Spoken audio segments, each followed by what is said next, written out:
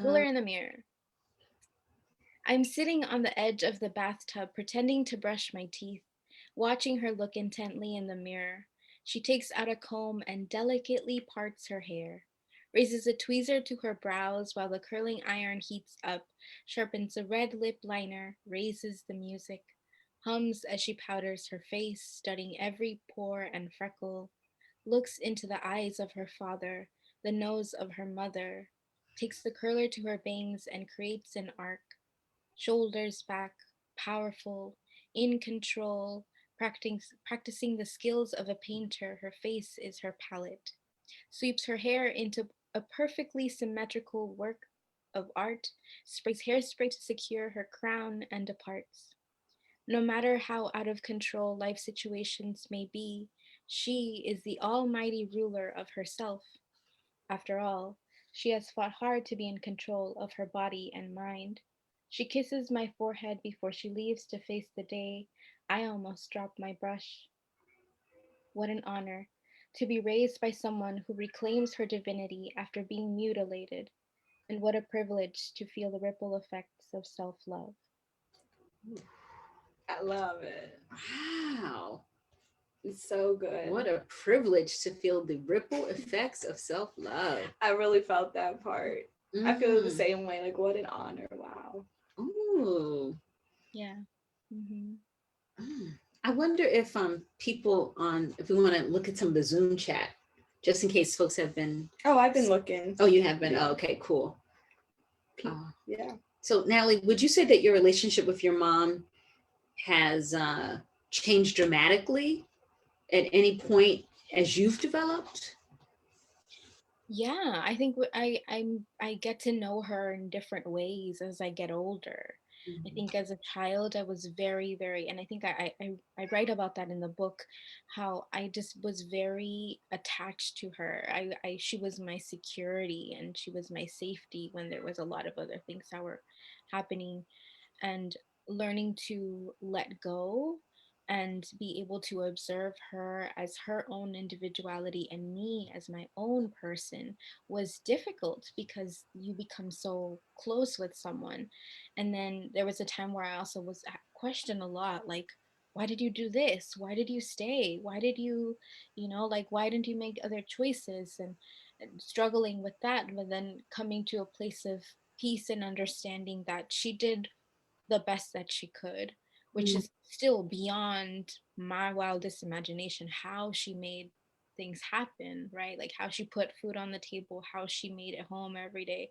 Like I'm still in awe of it, and still every time become humbled to learn more and more from her and how she's been able to walk this life and navigate this life with a lot of grace, I might add. And she just I'm I'm really grateful to her, that I get to walk in this life with a mom like that. Mm. Wow. Wow. Amen. Oh, Amen. that's really beautiful. It That really is so is. beautiful. Um, And I see that in you too. So that's why, like, it's so like nurturing and tender. And I think that, like, I would love to one day be able to, like, have a space where my mom can also share like what she has, because I see like the benefit in like opening up and being a little vulnerable and like taking up space even in the virtual realm. Like it's huge. And like we don't know how many other like mom and daughter like do, like, folks can like also see themselves reflected in you all and find some sort of like common ground and some love. um Mm. yes. Yes. Right? Um, I asked about if things had changed as you had changed, how you looked at your mom, because I know Makeda and I talked about, I was at this Quaker thing and I was like, kind of like very teary. I was like, at the end, they were like, are there any messages or anything? Maybe that's not a message, meaning something from God, but something you want to share with the group. And I was like, yeah, I just, I just was very vulnerable. I said, I just feel like my daughter doesn't love me like she used to, you know? And this is when she's about 14, 15. Oh, that makes sense. And at the end, people don't give you advice, they just listen to you. And at the end, all these women came up to me and they're like, girl, she'll come back. It's true. They were like, she'll come back. And I remember this one woman telling me, she said she felt like her daughter's eyes, this is a Black woman, she said, I feel like so-and-so's eyes are gonna get stuck in her head because she rolls them so hard when I talk. She's like, my God, how do they not get stuck as hard as she be rolling her eyes? So I just want to say to everybody else who's mothering out there, you know, if you're not in that phase where your daughter is like, you know, just appreciating your journey and honoring you, please don't make it mean that you're bad. It's part of the journey, don't you think? Yeah, it's part 100%. Of the journey. And if you continue feeding yourself self-love, as you know, our writer said, self-love does kind of emanate to the to your loved ones. 100%. The thing that it's so interesting actually, because the thing people say to kind of get your self-love up is like kind of treat yourself when you look in the mirror the way you would want your mother to see herself when she looks in the mirror.